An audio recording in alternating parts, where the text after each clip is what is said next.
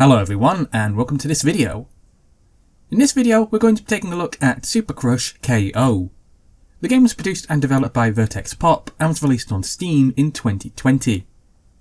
The game is a 2D side-scrolling platformer which is about alien invasions, bright colours, and two girls fighting over a lovable kitty cat. However, is this wacky and crazy 2D title any good or not though? Let's take a look and find out. The game story starts off with you having a normal day in your normal everyday carefree life. Then suddenly you hear a loud bang, followed by an explosion. You then see a pretty looking alien girl who suddenly stops in her tracks, drops her weapon, sees your cat Chubbs, and then grabs him and does a run for it. It's now up to you to chase after the alien girl who has your cat and rescue him. Oh, and there's some sort of odd alien invasion thingy going on that you're going to need to sort out as well, whilst you're on your mission to save Chubbs. The game's cast of characters consists of yourself, and the alien girl, and your cat Chubbs. Now, you would think that with it being such a tiny cast, that this might not really work story-wise. But it actually works extremely well, and if anything, it holds your attention that much more.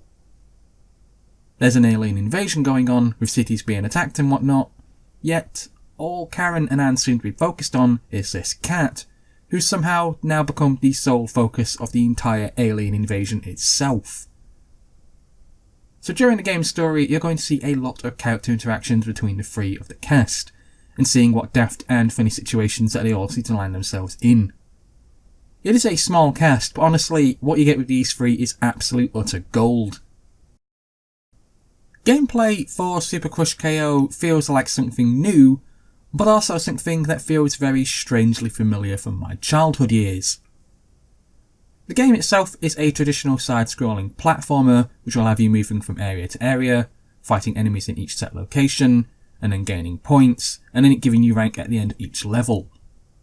You'll collect power-ups and fight bosses, and everything else that you would expect to find here in a standard platformer, you're going to find here. Yet it's the gun element of the game which seems rather familiar to me.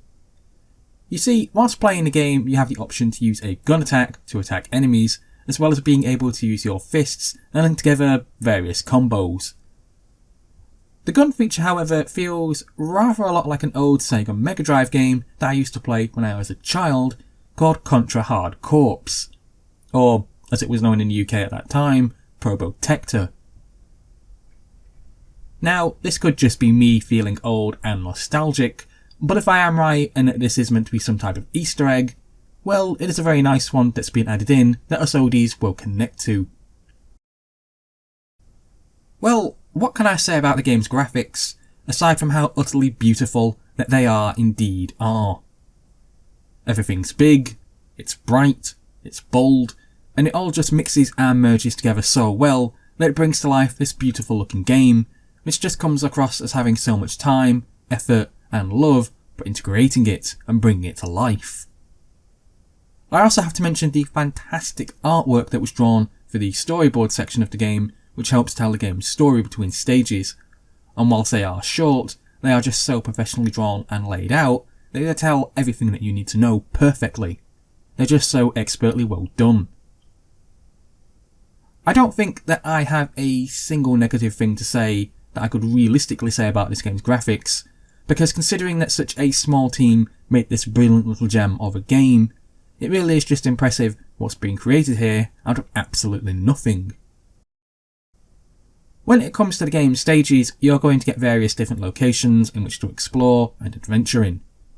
You're going to be getting around 4 levels which range from different city style locations, and these in turn are cut up into several different smaller stages, with each one having you to fight off against a boss at the end of each area.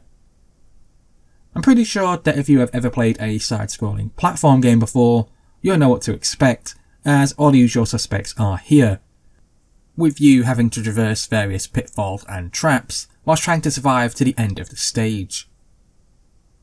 My only real negative point about the game's environments would have to be that, because of the style of art and animation and design that's being used in this game, a lot of the backgrounds can look rather similar and because of this, even though they do look different in each stage, they can become a tad overly similar after a short while, and to some it might come across as almost looking like one giant single stage rather than being what they are and being separate different ones. And here is the question: should you buy Super Crush KO for the PC or the Switch? No hesitation here on this one, yes, you definitely should. This game is a fantastic gem of a game on Steam, and I really hope that it does do well and succeeds, because it's a great game, and it is games like this from indie developers that really deserve your time and attention. And whether you buy this for the PC or the Nintendo Switch, I can honestly say that you will not be disappointed with this game. Super Crush KO is an easy to get into platformer that's funny, enjoyable, highly addictive, and it's one of those games that you can find yourself easily losing several hours in without realising. I enjoyed every minute of this game, and I think that you will as well. And I hope that the developer does have plans for a sequel in the future, because I would absolutely love to play as Karen and Anne together, along with Chubbs, in a brand new wacky and zany adventure. Would I recommend Super Crush KO? Be it on the PC or the Switch? Yes, I definitely would. Well, that's it for this review everyone. Thank you for listening, thank you for watching, and please subscribe.